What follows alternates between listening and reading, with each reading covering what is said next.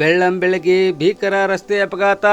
ತರಕಾರಿ ಸಾಗಿಸುತ್ತಿದ್ದ ಗೂಡ್ಸ್ ವಾಹನಕ್ಕೆ ಟ್ಯಾಂಕರ್ ಲಾರಿ ಡಿಕ್ಕಿ, ಇಬ್ಬರ ಸ್ಥಳದಲ್ಲೇ ದುರ್ಮರಣ.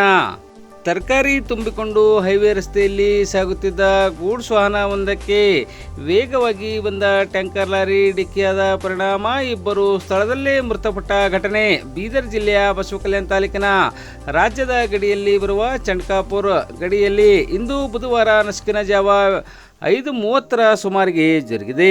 ನೆರೆಯ ಮಹಾರಾಷ್ಟ್ರದ ಕಾಸರ್ ಸಿರ್ಸಿಯ ರಫೀಕ್ ಬಾಗ್ವಾನ್ 19 ವರ್ಷ ಹಾಗೂ ತುರುರಿ ಗ್ರಾಮದ ನಿವಾಸಿ ನಾಜನ್ ಬಾಗ್ವಾನ್ 45 ವರ್ಷ ಘಟನೆಯಲ್ಲಿ ಮೃತಪಟ್ಟ ದುರ್ದೈವಿಗಳಾಗಿದ್ದಾರೆ.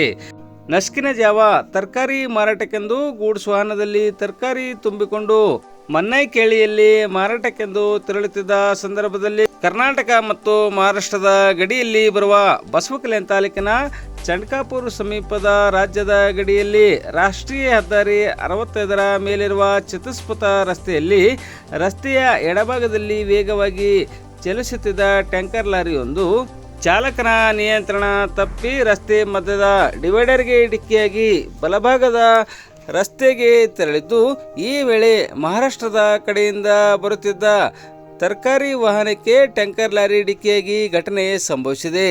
ಘಟನೆಯಲ್ಲಿ ತರಕಾರಿ ವಾಹನದಲ್ಲಿ ಇದ್ದ ಇಬ್ಬರು ಸ್ಥಳದಲ್ಲೇ ಮೃತಪಟ್ಟಿದ್ದಾರೆ. ಮೃತರ ಶವಗಳನ್ನು ಬಸವಕಲ್ಯಾಣ ನಗರದ ಸರ್ಕಾರಿ ಸಾರ್ವಜನಿಕ ಆಸ್ಪತ್ರೆಗೆ ಮರಣೋತ್ತರ ಪರೀಕ್ಷೆಗೆಂದು ರವಾನಿಸಲಾಗಿದೆ. ಸುದ್ದಿ ತಿಳಿದ ಬಸವಕಲ್ಯಾಣ ಸಂಚಾರಿ ಠಾಣೆ PSI ಸಿದ್ದೇಶ್ವರ ನೇತೃತ್ವದ ಪೊಲೀಸ್ ಅಧಿಕಾರಿಗಳು ಮತ್ತು ಸಿಬ್ಬಂದಿಗಳ ತಂಡ ಘಟನಾ ಸ್ಥಳಕ್ಕೆ ಭೇಟಿ ನೀಡಿ ಪರಿಶೀಲಿಸಿದ್ದು ತನಿಖೆ ಮುಂದುವರಿಸಿದ್ದಾರೆ.